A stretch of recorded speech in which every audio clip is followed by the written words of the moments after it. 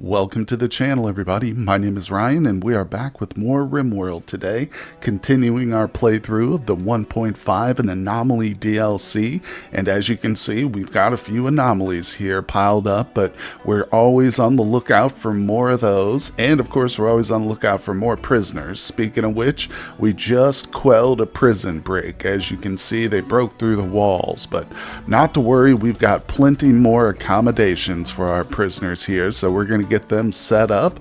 Otherwise, the colony is going pretty good. We've overcome everything that Randy has thrown at us, albeit we have had a few fatalities, unfortunately. But the good news is I recently installed the Sparkling Worlds add-on mod, which allows you to just craft up the different kinds of mech serums, including Resurrector mech serums. So our good friend Tail and eventually Sora and Swift, they're all coming back, folks. But we do have a few key ingredients such as Luciferium and a few other things, advanced components that we're going to need. The recipes for those mech serums are pretty hefty, so it's a balanced mod, no doubt about it. But if you are unfamiliar with the mods, or you want to play with the mod pack that I'm using now, there's a link to that down in the description. It is kind of a work in progress, but at no matter what point you join the series, it should be up to date. Each time I install something new, I try and mention it in that episode,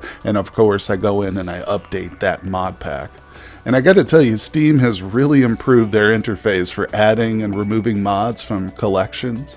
It used to be the most tedious thing in the world, and it was like one of the things I looked forward to the least when starting a new series, but they've made it a lot better in recent years, or actually in recent months, I should say, so I'm happy about that. But anyway, that's not the point of today's episode. We are going to try and get into the full swing, really double down on some crafting and research. We need to get more advanced components so we can start to focus in on these bionics and stuff, make our people into cyborgs to better stand up against the weird and wild things Anomaly has to offer. So let's unpause and get started. Skip abduction. Who did we get? Oh, is that another impid? It's a pigkin. He's got like red hair. He's unwaveringly loyal. Dang it. Recluse, non-violent. Well, another candidate for the chronophagy ritual. In fact, is that one ready? Yeah, that one's ready to go. Who should get that now? Let's see. So Sass is down to 18. I think she's okay. Grace is 25. We've used this one a few. Oh, look at that. Gabru definitely needs it. Okay, Gabru. She's 57. Let's see. How old is this person? Where are they? Oh, they haven't even been arrested yet. We'll just use Ga. No, I'm sorry. Ga's the one we want to keep. We'll use Belle here. I think we've already done this to her once, but who cares, right? We can do it again and again. Also, a commenter recommended that if I get my hands on one of the serums that turns him into a vampire, or if we get a sanguiphage himself, we should use them as a permanent target for our thing. So we're definitely going to try that. Let's see here. Okay. Boom. Akuja, get in there.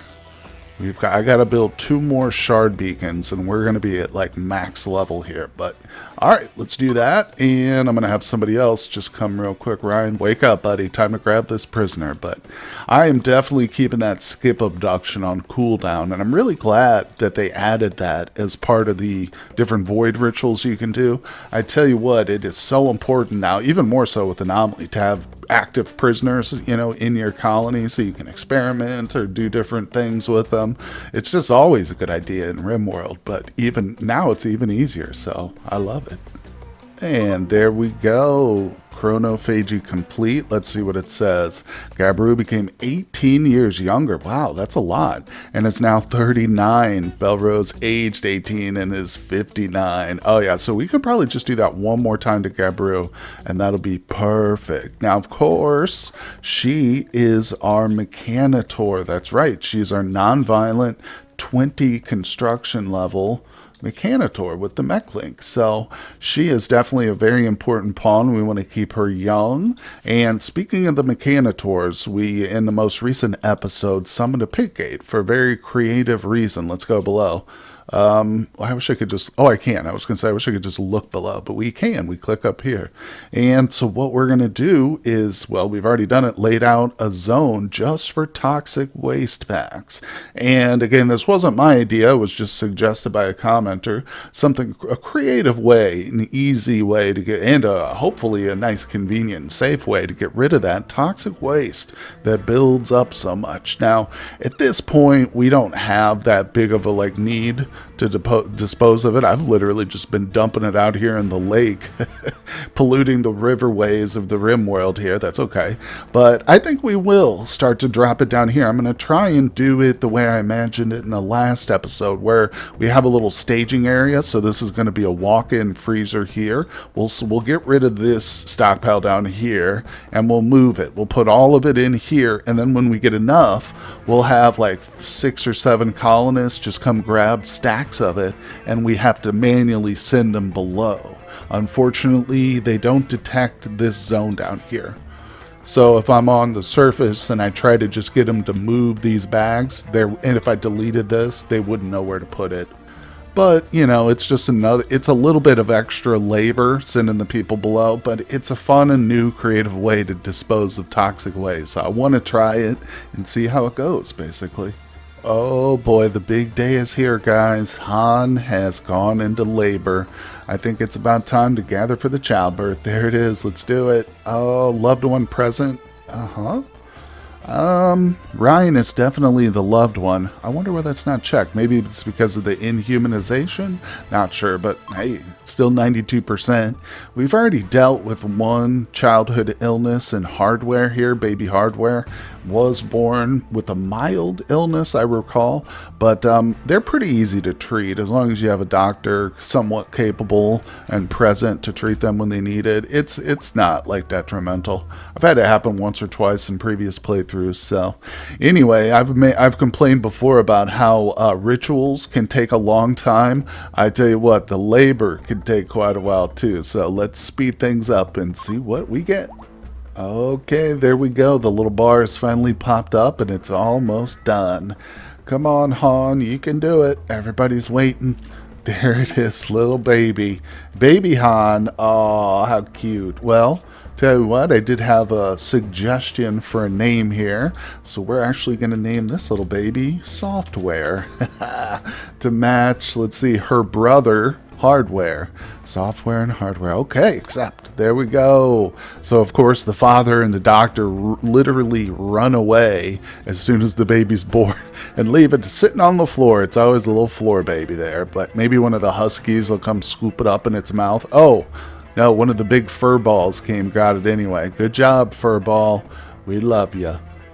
Oh boy, look at this. We got ourselves a raid, and it's a furry one. I tell you what, the furries love us. We got quite a few of them, and I think they all came from captured raids. One or two might have wandered in off the map, but regardless, check this out. 1, 2 rocket launchers. We got a Hellfire rifle, a minigun, some chain shotguns. So these furries are armed to the teeth. Look at this too. I've got all my elks up here right next to them, marked for hunting, but we lucked out. Nobody's up here currently hunting them, so let's go ahead and restrict everybody to the home zone real quick. Also, you might notice that I've set a few more people up to meditate by the anima tree once again. We kind of stopped doing this because everybody got killed, but I was going through and I noticed we have 3 pawns who have natural backgrounds, so that's just a little side note. Gonna get that going. But let's also make sure the mechs are in the safe zone. Actually, I'd like to put the mechs, well, we'll leave them in safe. Now the animals, I'm going to go ahead and just put those guys in the barn.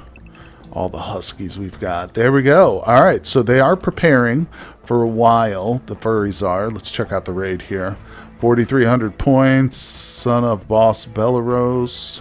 Oh, okay, we got the Son of Belarus here. She's one of our prisoners. Yeah, alright, so shouldn't be too bad. We're definitely going to be dropping some mortars on these fools, so let me grab our best shots and we'll set that up real quick. Alright, let's see here. Did I set up the mortars as I always brag about how I like to do? No, I did not, so our people are going to have to sit here and prime the pumps. Come on, Haikuja, what's wrong with you? Why are you traveling so slow? You shouldn't be. You're at 100%. What? Oh, food bench, I don't care. Alright, so yeah, I failed in my duties as colony manager, but that's okay. These three, they're going to get those primed and ready before the furries are here. So let's go ahead and grab those mortars real quick, and yeah, we're going to be trying to kill some of these guys with the rockets, definitely. Okay, here they go. Plunk. Alright, let's get the second volley ready. Not bad. What? Oh, we definitely hit one of those rockets. Retreat, retreat. Haha. Let's see, we got one down. Jogger too smart, psychically deaf, psychically dull. Not bad, not bad. They're 25-year-old female. Shooting, construction. Would have been better to be a miner, but whatever. Looks like the furries aren't that good at that. Okay, she got a healing rib. Lost a finger. 14 hours. Yeah, and not to mention, looks like she's wearing some power armor too, so that's amazing. Yeah, look at that. Oh, sweet. Oh, yeah. Oh, we got a minigun too. That was a huge get there. All right, so this is all coming in for sure. We're taking all this stuff. And it's not too far from the front here, so we should be able to just go right outside our doors there. Grab it up. Now this time, I'll just go ahead and hold fire. Let these three recharge these, but right away, I'm also going to let's grab Gallagher. Make sure he can go outside, and we're going to get that prisoner recovered and arrested real quick. Hey, check it out. So we just captured the prisoner, and I was looking over here at this one. We just got ourselves a free shield. She didn't have a chance to drop it, and that percent doesn't matter at all. It'll still be perfectly usable, so that's pretty huge in and of itself. Man, that was a good one. All right, so we've got ourselves a lot of bodies, and of course, one fresh prisoner. Did we get her down here yet? I don't see her. So I did want to point out one of the mods. There she is. Gallagher's got her. So I mentioned in the previous episode that one of the mods I installed was an update or a newer version of the Convert Then Recruit mod. So it was a very nice mod. It just quality of life. It added one extra option here to convert then recruit. So you didn't have to come in here and select the different options after each other. Now it's been changed, and you do have to go into the mod options to access it, custom prisoner interactions. So this is how it works now. You can set the default action for new prisoners, and of course maintain only is what it's set at normally in vanilla, and with the mod too, it's just set to that right off the bat. But I changed it to convert. Now, as with the fluid ideology, we want to convert as many prisoners anyway because it gives us points. So, but you know, you can also set it to enslave, convert, study, interrogate, whatever you want as a default. So it does kind of reduce the number of times I got to come in here and click it, because as you can see now she is set to convert, and I didn't even do that. We just immediately, it's like that as soon as she goes into bed for the first time. So now once she gets converted, I'll just come in and set it to recruit. But just wanted to point that out because I had mentioned that I was going to go in and mess with it and see how it works. So I've done it, and now we've got ourselves a really nice prisoner on the way. So, how do you deal with one enraged furry?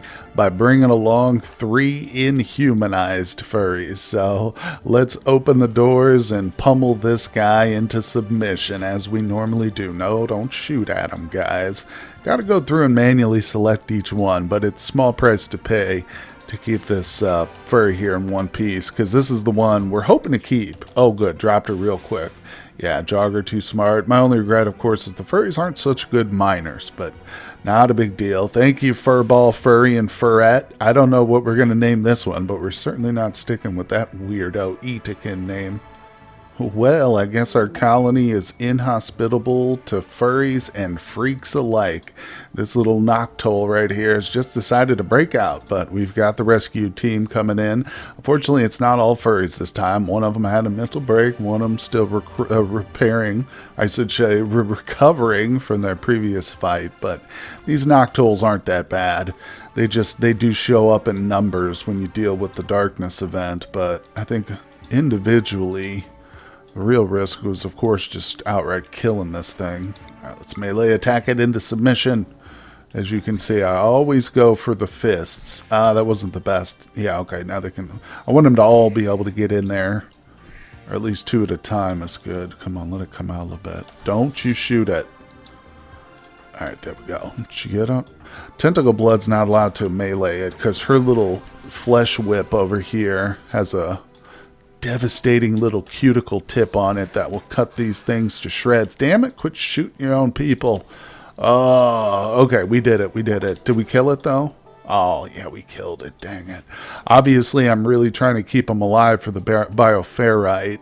I think we've pretty much learned everything we need to know about from studying them, but I'm also starting to suspect now, is it true that when your people come to study the entities, like once you've learned everything about them, does that go towards your overall anomaly research?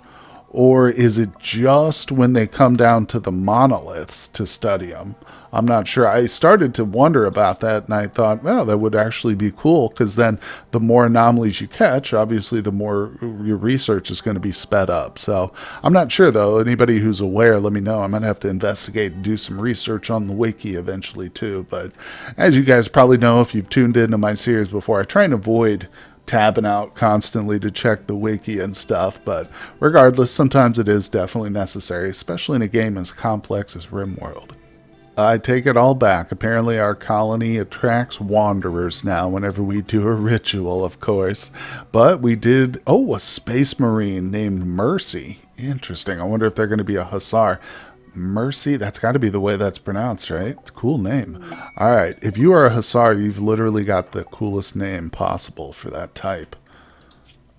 Baseliner, dang it. Oh, well, no worries. Space Marine still is pretty cool. Undergrounder, too smart. Hey, he's got a mining passion. Wonderful. Okay, it's not the double, but I'm happy for it. Look, he's already fully scarified. I love it. This guy's just become my new favorite pawn.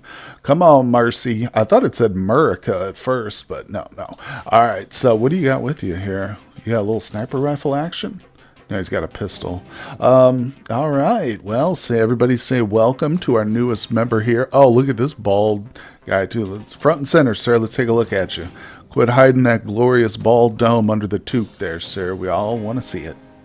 Well, since we are now up a colonist and down an anomaly, I figure it's time for another void provocation here. We're not going to do two of them back to back like I did previously. That was kind of a mistake on my part.